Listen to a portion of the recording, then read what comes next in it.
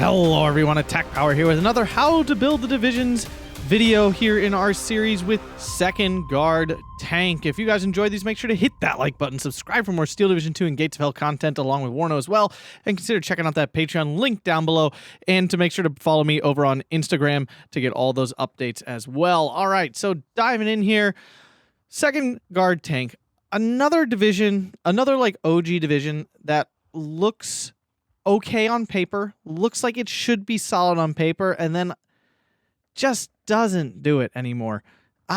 This one I really not. Again, I have my suspicions, and I will state them when we get to them.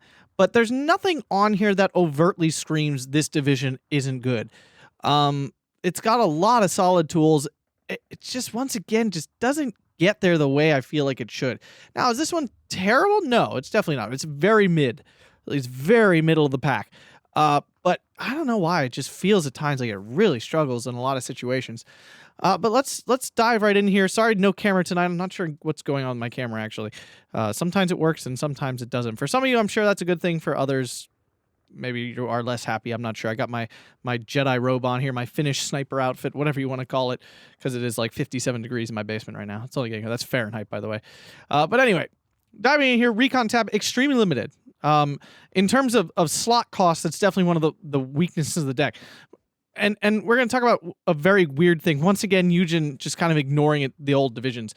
We do have a BA-10. BA-10s are great. They're very cost efficient. They can take out things that cost way more than it with a beautiful 10 rounds a minute at 75 millimeters of penetration. That is really quite good, actually. I really never leave BA-10s at home if I have Soviet divisions to play. These really do trade up in a big way. And they also have 2 DT machine guns. I mean, this thing does everything. 25 points is actually like almost criminally undercosted. But the truth is, the Soviets kind of need some undercosted units to stay competitive, because overall their faction still just feels really mid these days. Then we have the beautiful Razvedka. These guys are fantastic. They have 1 PP Shaw, 7 SVTs, and a bazooka, but this part doesn't really matter. It's that bazooka. You're paying 30 points for a chunky bazooka squad with exceptional stealth and very high optics. Hard to complain, honestly. Like Razvedka are really solid, actually. I love when Soviet divisions actually have this unit. They really can put a lot of work in. They really can. Having bazookas around is super helpful. It also relieves your AT tab, because a lot of times Soviet divisions don't have any sort of like long-range AT that's dangerous in their tabs, right? They have PTRSs and PTRDs. Those are not real. They take out transports, but they don't actually kill important things. The bazooka, on the other hand, obviously a whole different discussion. It kills things very well. So having these in your deck is really helpful, which is why we have a card in both A and B, and they're unvetted, just so we can have as many as possible. I really don't want to go down to 6. I want all 9 of them, and I can definitely see using all 9 of them. Although I guess if you really, if you didn't build this division balance like I have here, then maybe in Maverick I would vet them, but we are looking for this game to go longer. Things we're not taking: motorbike, just like we don't on all sides. We don't have any dozers, but the truth is we have Razvedka, and if we want to, the Razvedka can sit back and act like dozers. So there's not really a reason to bring these here. The Motor Razvedka, they're just 4-man teams that are worse than dozers for the reasons I explain in almost every video, why I'm just not a huge fan of them. And finally, we do have a card of T-3476 Razvedka, which I would love to take. We just don't have room for it. The thing I wanted to bring up about the slot costs here, there's only 3, which is ridiculous. There's like almost no, you notice new divisions, there's no new division that has 3 or less cards in the Recon tab. Like, this is just really old school decks and divisions that Eugen does this to. They don't really bone any other division, like new divisions on Recon at all. I don't know if they just started to decide like having no Recon wasn't actually like that painful, or like it wasn't doing the right thing. I don't know what the point was, but only old divisions have like no Recon. And notice there are 4 cards of Razvedka and only 3 slots to put them in. Smooth move. Like I don't get it sometimes. Like I just don't understand. I don't remember this. I mean, I think this is one of like the OG-ish divisions, like the most OG divisions. I can't remember. I'm sorry, my older players. I can't remember if this division was around literally like as one of the first divisions or not. Maybe back then it had more slots and they cut it back and then just didn't bother to switch the Razvedka. I don't really get it. Off into the Infantry Tab. I mean, it's once again about as standard as it gets. And the problem is standard for Soviet infantry tends to be a little lackluster. And that's one of the big issues here for this division. It just doesn't, the infantry are lackluster. And that's one of the main reasons I think this division doesn't get there. Yes, the PP Shah boost has made Avtos and Tankos really solid, like really fun to use and really solid. But unfortunately, they still lose out to most actual dedicated CQC like in other divisions. You know, unless you're coming up against Panzer divisions or, yeah, no, that's about it. Unless you're coming up against like Panzer divisions and tank divisions, most infantry divisions have CQC units that outfight the Avtos and the Tankos. So then your long-range infantry really aren't good because now you're stuck down to just Gavardia, and it's really not a great situation. So a unit that we're not taking here, the Saperty, that can come in the Jeeps. I would, if I was playing this Maverick, I would consider this unit. I would actually consider, like, I don't even know what I would do. Probably, I think I would even just take the regular, what would I do? Probably take these Gavardia out here and do a card of these at the beginning. Having these dudes in the Jeeps at the beginning of the game actually is pretty boss. You get them into all kinds of positions, and they can transport snipe and disrupt your opponent's opening really badly. So, yeah, it's definitely an option. But what we have here for this balance deck, Gavardia here in A phase, Gavardia being, I mean, they're better than Grenadiers. Arguably, though. They're bigger, they're chunkier than Grenadiers, and they have AT. So, yes, there are definitely bonuses of this guy. The DP28, of course, is worse than an MG34, though. But I think overall, these are a little bit better than Grenadiers. Then A phase, you also have a card of Avtos and a card of Saperty, with the Saperty actually being, like, focused more as a regular line unit and less so as a grenade tosser. You know, they can toss a grenade if you need it, but the Avtos are what you're bringing for CQC. B phase, we have another card of Avtos, Gavardi DP, and then we're bringing our card of Tanko Desaniki in B phase in the M2A1 half tracks. Yes, oftentimes we see these in A phase. I decided to mix it up, and so for the long game, right, we're going to C phase. So we have these good CQC units longer, because while Avtos, again, are really solid, they lose out to a lot of other dedicated CQC units. Tankos, on the other hand, can put up a little bit better of a fight with their Molotovs. And then the M2A1s are really good in their own right. They're just very strong. You've all seen me complain often enough about how strong 50 cals are, so having more of those is definitely a plus. And then our hollowed Gavardia DP squad here with its double DP28, the ability to actually fight infantry at longer ranges successfully. This guy's coming in B phase with one vet in that M2 half track, which does make it a little harder to kill him. They can't just be shot in the transport by units with rifles and stuff.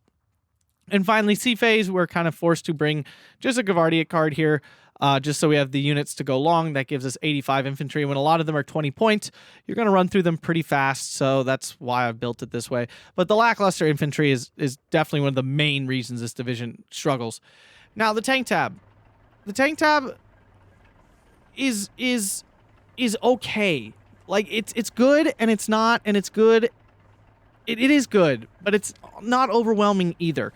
So this comes to another issue for the Soviets these days. I personally just feel like T-34-76s have become a little bit more lackluster as the game has gone on.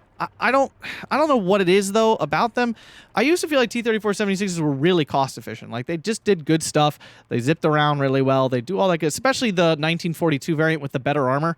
The lower armor one is definitely noticeably worse. It gets penned by everything much more easily, dies a lot more quickly. The 5 points is not worth losing 15 millimeters of armor, in my opinion, especially around this crucial 75 to 90 millimeters area, because 75 millimeters, all the 45 mils now pen this tank consistently. At 90 mils, all of a sudden, Shermans are struggling a little bit more. You know, the 45 mils really struggle to pen this tank now. It really does make a difference in this range, that 15 millimeters of armor. But I just don't feel at this point in the game like T-34-76s do very well. I just always feel like they come up a little bit short. 9 times out of 10, I would just prefer a Sherman. And yeah, Shermans are much more, they're 20 points more than this. But most of the time, I'm going to want a Sherman. Like, I'm just going to pick that over. And I'm definitely going to pick a Stug or a Panzer IV over this because it actually can kill stuff. I just find like the T-34 falls in this weird mid spot where, like, yeah, it can deal with enemy tanks. it's not exactly reliable at doing that, especially the slightly higher armored medium tanks. It doesn't have enough weaponry to really slap at CQC, like against soft targets like the Sherman does, and it just falls in this really weird spot. T-3485 Komroti is actually a T-34 1943. These are actually one of the better units in your deck because at only 95 points, these can be extremely cost efficient if used well. So I always, that's why you see both cards of these, not for the leader trait, but actually just for their cost efficiency. And then the rest of your deck is just T-3485 1944s. Now, here's the thing. I like T-3485s. I actually do. I like both the 1943 and the 1944 variant. I do like this tank. I think it falls in an interesting spot where it can trade up really well, and it actually bullies smaller medium tanks pretty well. Yes, it can get out-traded by Panzer IVs and Stug 3s if you get up close, but if you sit far away, first off, the 1944 variant does have, 250 meters more range, which allows it to pick off medium tanks at longer ranges for the cheap. Honestly, for cheap, it is. It's pretty cheap. There's not many tanks at 110 points that have 2,000 meter range. Like, if you really think about it. Tigers and Panthers, but those are at 130 points, so that's 20 points more. A Jagdpanzer 4 is at 1750. The Stug 3s and Panzer 4s are 1750 as well. I'm trying to think of any tank that at 100, in that low 100 points, like 110 or lower, do any of them have 2K range? I don't think so. I mean, if we're counting the Zhirny as technically a tank, but that's a stretch. It's really a support weapon. And its heat does not go 2K. So this falls in an interesting place where, at long ranges, it pretty much dominates most Axis medium tanks. It really does. The problem is they don't do well when you get up close, right? The Stugs and Panzer IVs are trading up really well to this thing all of a sudden. And its rate of fire is 1 round per minute slower than the German counterparts. So that's a problem. Like, that's not good. And the 110 points is still 110 points. Like, it's not a cheap tank for it to be good in some situations and not really good in others. It doesn't support your soft troops very well, and it doesn't... I mean, 2DT machine guns does all right, but it doesn't do great. Like, it's just a weird spot. And again, I like this tank. I'm really happy to have these in my deck. I just don't like them being the main part of it. The other issue is, too, this tank tab doesn't deal with big tanks well. Like, if your opponent has Panthers or Tigers, the T-3485s do okay when they get up close, but at long range, they lose. They lose almost every time. At least statistically, they should, especially against Panthers. They should lose every single fight against them. So that's a problem. And especially if you run into an IS-2 or a King Tiger or just a really heavy tank, a Jumbo, you are like up the crick without a paddle. There's no APCR on your T-34 1943s. You have nothing heavy here at all. So it's just a severe struggle to kill big tanks. Like, IS-2s are a serious problem. I paid a match with this division, and I ran into an IS-2, and I just sat there scratching my head like, what the heck do I do about that? Like, how do I kill that thing? Like, what am I going to do? There's not a lot to do about it. And that's the issue with this tank tab, is it's like so medium based that it doesn't actually deal with either of the extremes very well.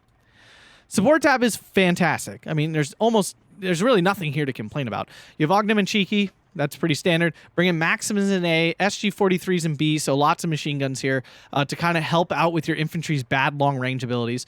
Then you have the OB-25, the ultimate infantry gun in the game. In my opinion, this thing is disgusting beyond measure. It's so good. This is like a super weapon. I'm so sad when all of them die. It's just so good. Most players will call in a bomber or something to kill this thing because they know how stupid deadly this is for no apparent reason. The heat shell that apparently only has 25% accuracy seems to hit constantly, and with only 90 millimeters of penetration, seems to penetrate all the time. This thing is an absolute beast. And, the HE shell just still does really good damage. It fires a very nice 12 rounds a minute.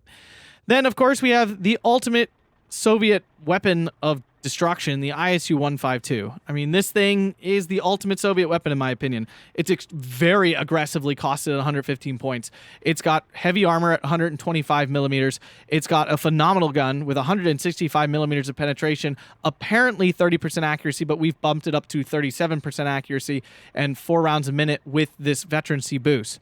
Notice I am double vetting them both times. If I lose 3 ISU-152s, I'm probably going to lose, right? If we're just being real with ourselves here. if things are going that poorly. And double vetting them does make a pretty noticeable increase in its accuracy and stuff.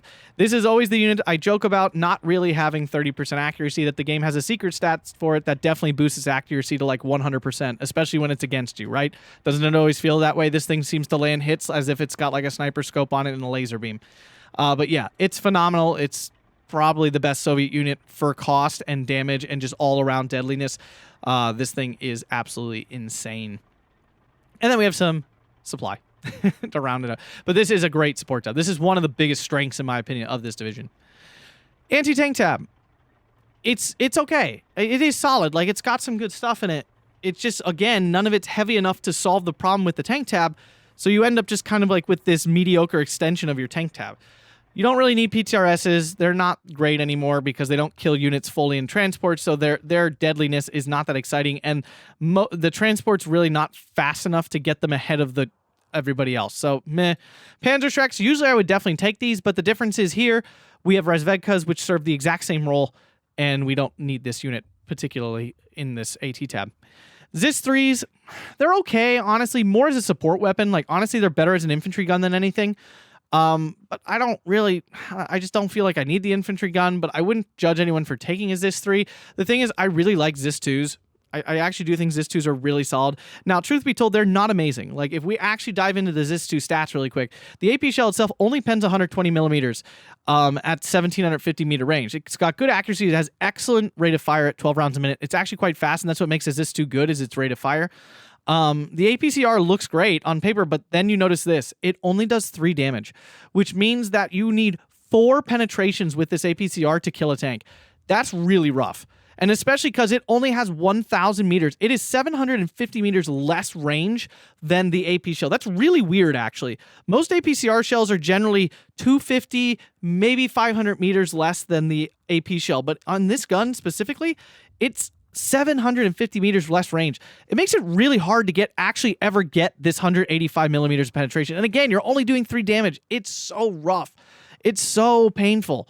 So yeah, those are the big issues with Zis-2. I do like Zis-2s. They're pretty good at their cost for 50 points, but don't expect these things to like hold down the whole house for you. They can very easily be killed, and they do bounce on stuff pretty often. The big saver here is this 12 rounds a minute. They pump out the rounds, and they absolutely can take down many tanks. Then we're taking one card of Su-85. Why? Because we need this APCR shell. We have no other way to kill a big tank. Like, just none. We have no other real way other than bombing it out or mortaring it or arting it to death or running a Razvedka right up to it. There's really no other way to kill a big tank. You got to get in range with this APCR and hope that it's not a King Tiger H, the heavy one, at 200 millimeters of front armor, and hope that you can land some actual hits with this thing. Otherwise, I would never take this thing. I don't like Su-85s personally. They're not actually that cost efficient. A lot of other tank destroyers are actually super cost efficient. Like, they're 50 points and they can kill an 80-point tank. That's fantastic. And if they kill a 110-point tank, then they're phenomenal. This thing is 70 points. It's really only 10 points cheaper than like a Stug, right? It's only 5 points cheaper than Panzer IV. It's really not super high value in terms of its tradability, but you do need them to kill heavier tanks. That's the problem, again, because your T-30-45s don't actually do it really well. Anti-air tab tier, we have a lot of options, but only really 2 useful ones. Dushka, Maxim, they're terrible. I wouldn't take these. Even with the buffs to these things, they're really not good.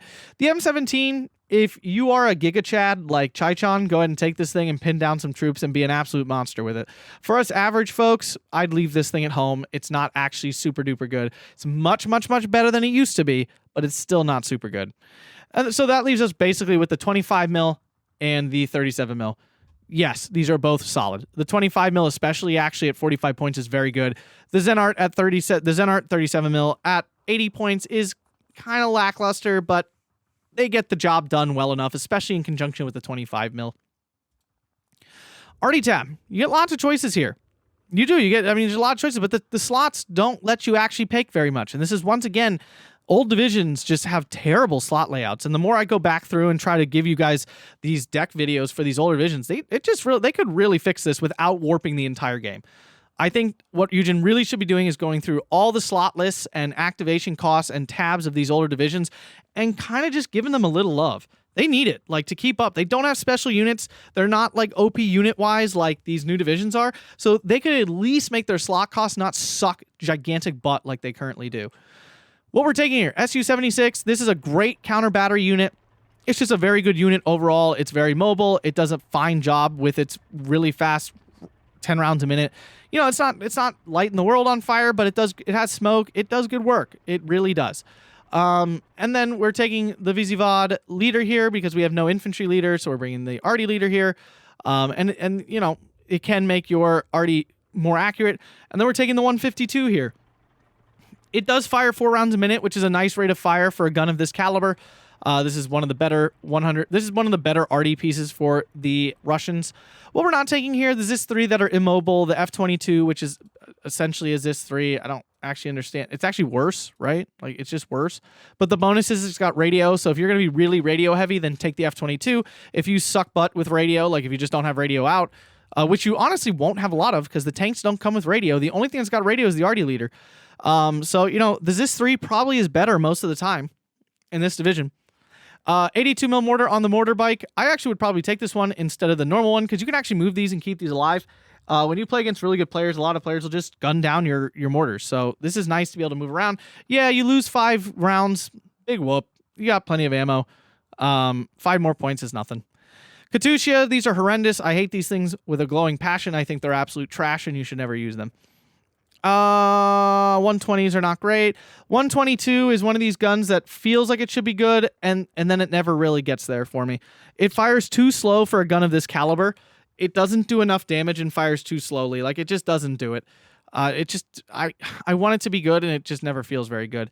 And finally, we have the 152. This is a very good off map. It's expensive now. You still got to be a little careful with it. You can't just spam it around, but you do get 3 strikes of this 152 millimeter arty. It is a good off map if you're going to be taking off map. This is still one of the better ones in the game. And finally, the air tab here. We have some great options here. The PE2, of course. This thing used to be legendary for its cheesy goodness. It's just too good. It was disgusting. You could never kill it. It's very fast. It had very good resilience back in the day, and it absolutely eviscerated everything. Nowadays, it's still a very good bomber. It's not nearly as deadly. It's not nearly as unkillable, I should say. And it's not the house it used to be, but it's still a must-take in any division that has a P2 available. So we're taking the slightly lighter loadout and then the heavier loadout in B phase here. There are more we could take. We're not taking them. We're also bringing the Yak 9 T here with the Normandy with the 37 mil ammo. It does come with 1 vet, which is nice, pushing its accuracy all the way to 80% on this 37 mil, excuse me. It's not even a 30 mil, it's a 37 mil. It's a little slow, not terribly slow, but a little bit slow, and it's got bad resilience. It's not the best fighter, but honestly, for Russian fighters, this one is better than many. You know, like, look at the Yak 9 here. It's got a way worse gun, literally more than half less. It's got less than half the damage, and it's somehow only 10 kilometers an hour faster. Like, it's so depressing. IL-2 with the HE rockets, not very good. It just doesn't get there most of the time. IL-2 with the HE clusters, I actually do kind of like these for only 80 points. These guys are phenomenal against units in buildings. So if you go after a soft target in a building, this thing absolutely slaps. Out in the open, it's okay, but it's units in buildings that actually take the maximum amount of damage from this unit. So just a little note there on the side. And that's it. I mean, those are your options there. The U2s are good, actually. The U2s are great. I'm actually kind of sad I'm not taking them, but I didn't find space for them. But yeah, these are actually phenomenal at 20 points to get 4 50-kilogram bombs. Yeah, these guys are very good. So, second tank. Feels like it should be good, but everything is just a little short of good. That's the problem. And again, some slot costing things here. How many 5-point slots do we have in other divisions? The answer is 0. Okay, how many 5-point slots in new divisions do we have? The answer is basically 0. So this is ridiculous. Like, this is unnecessary punishment for these divisions. Like, why do we need 4-point slots here? We really don't. It can be 2 and then 3, 3. And this should be, what, 1, 2, 2, 2, 3, 4 would be perfectly reasonable. It doesn't need, these divisions don't need to be punished that hard. This can have a 4th slot for the recon. I don't think it makes this division, like, disgustingly good. But anyway, if you guys enjoyed this, make sure to hit that like button, subscribe, and consider checking out the Patreon link down below. Thanks a bunch, guys, and have a fantastic day.